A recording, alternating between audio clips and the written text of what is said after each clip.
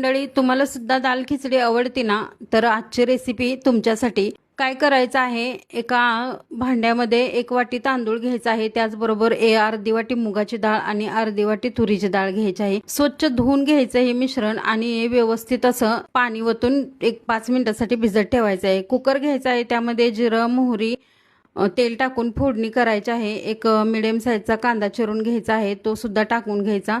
त्यानंतर लसूण आणि कढीपत्ता टाकायचा, छान असं मिक्स करायचं. त्यानंतर बारीक चिरून टोमॅटो घ्यायचं, पिकलेलं टोमॅटो ते सुद्धा टाकून घ्यायचं आहे. त्यानंतर काही जगभरातील मसाले घालायचे आहेत, जसं की गरम मसाला, हळद पावडर आणि धना पावडर आणि काश्मीरी पावडर आहे, ते 1 चमचा भरून टाकायचे आहे. त्यानंतर कोथिंबीर टाकायची, छान असं मिक्स करून घ्यायचं आणि जे भिजवलेले डाळ तांदूळ आहे ते व्यवस्थित असं त्यात टाकून घ्यायचं आहे त्या मिश्रणामध्ये आणि 2 ते 2.5 ग्लास पाणी टाकायचं आहे आणि तुमच्या